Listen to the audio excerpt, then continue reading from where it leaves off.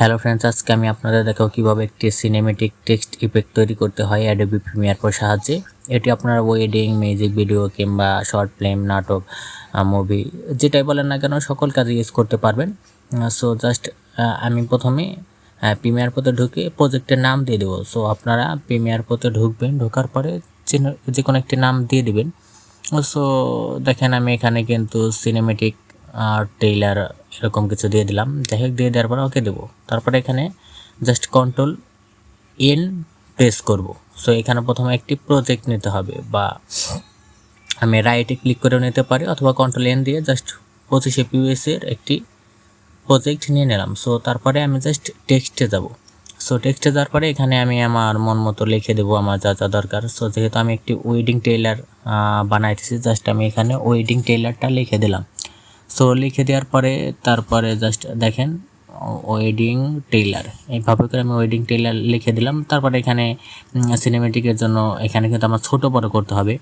So আমি নিচের যে ওয়েডিং টেইলার এটিকে আমি ছোট করে দেবো। বেশিরভাগ উপরে ছোট থাকে, নিচে বড় থাকে, বাট আমি এখান থেকে উপরেরটা প্রথমে সিলেক্ট করে একটু বড় করে নেব। জাস্ট আমি উপরে ক্লিক করলাম। ক্লিক করার পরে এটিকে একটু এতটুকু বড় করে দিলাম। তো তারপর নিচেরটাকে ক্লিক করলাম ওয়েডিং টেইলার, তো এটাকে একটু ছোট করব। জাস্ট আমি এতটুকু করে দিলাম আমার প্রয়োজন অনুযায়ী। তো তারপরে এটাকে মিডিল করে দেবো। এখানে ক্লিক করলেই কিন্তু মিডিল হয়ে যাবে, বা দুটো আপনি একসাথে সিলেক্ট করে নিতে পারেন। জাস্ট মাঝখানে রাখার ট্রাই করবেন। সো দেখতে পাচ্ছেন আমি কিন্তু পুরোপুরি সিলেক্ট করলে এটিকে এখন মিডিল দিয়ে দিলাম।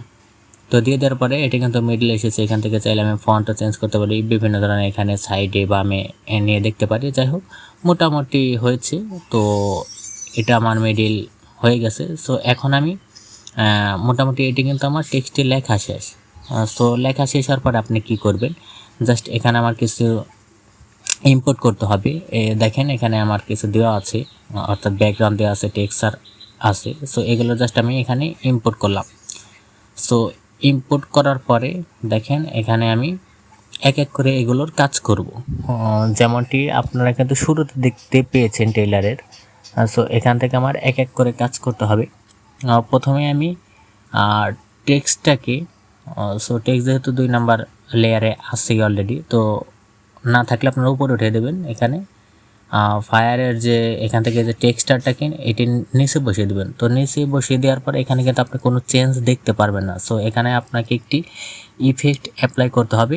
যদি বেশি হয় সেক্ষেত্রে আপনারা কাট করে নেবেন, অর্থাৎ অতিরিক্ত হলে। সো এখানে ইফেক্টে গিয়ে আপনারা সার্চ দেবেন ট্র্যাক মেট কি, জাস্ট ট্র্যাক মেট কি এটির উপর অ্যাপ্লাই করবেন। সো অ্যাপ্লাই করার পরেও কিন্তু এটি চেঞ্জ আসবে না। সো জাস্ট আপনাদের তারপরে কিন্তু ইফেক্ট কন্ট্রোলে যেতে হবে। এখানে কিন্তু চেঞ্জ হয় নাই। সো দেখতে পাচ্ছেন এখন আমি ইফেক্ট কন্ট্রোলে যাব। যাওয়ার পরে এখান থেকে যে ব্লেন্ডিং মোড আছে, জাস্ট এখানে আরও বিভিন্ন অপশন পেয়ে যাবেন একটু নিচে গেলে। সো এখানে যে মেট, এখানে আমি ভিডিও 2 দিয়ে দিব। সো 2 দিয়ে দেওয়া মাত্র এটি কিন্তু টেক্সচার হয়ে যাবে, অর্থাৎ এই লেখার ভিতরে কিন্তু আমার ব্যাকগ্রাউন্ডটা বসে গিয়েছে। সো এইভাবে কিন্তু আপনারা টেক্সচারটাকে অ্যাপ্লাই করতে পারেন অ্যাডোবি প্রিমিয়ার প্রো সাহায্যে। দেখেন অলরেডি কিন্তু আমার টেক্সচারটা অ্যাপ্লাই হয়ে গেছে।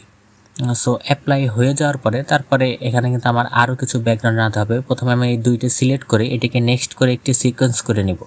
জাস্ট আমি সিকোয়েন্স করে নিলাম যাতে এটি আলাদা থাকে, অর্থাৎ পিএনজি আকারে কিন্তু এটি রইল। সো টেক্সচার সহ।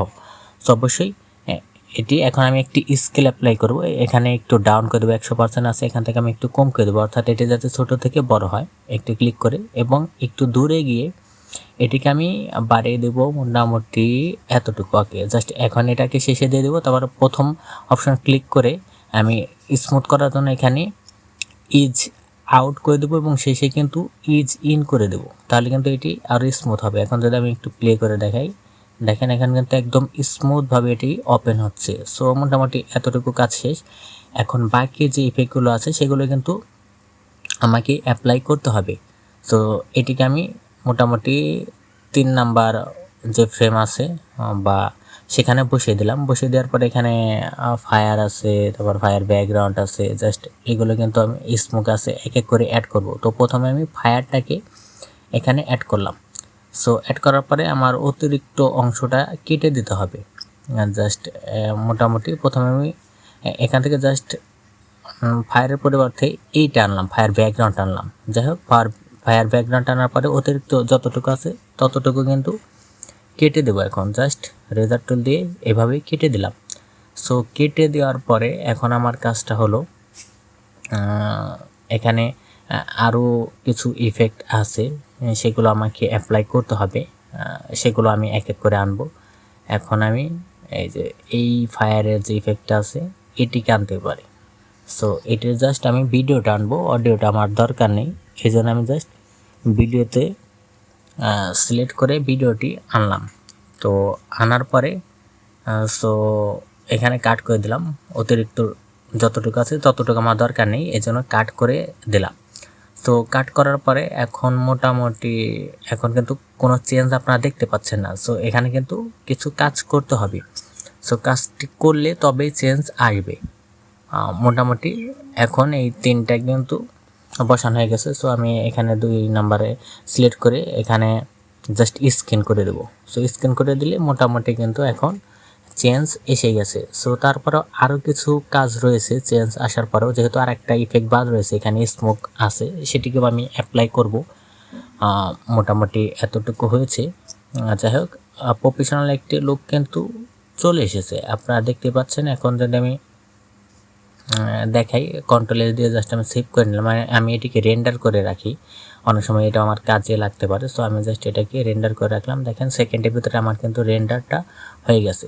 সো রেন্ডার করার পরে আমি বাকি কাজগুলো করব। আপনারা প্রয়োজন হলে রেন্ডার করবেন, প্রয়োজন না হলে রেন্ডারের দরকার নেই। সো এখন আমি স্মোক যে ইফেক্টটি আছে সেটিকে একদম উপরে দিয়ে দেবো।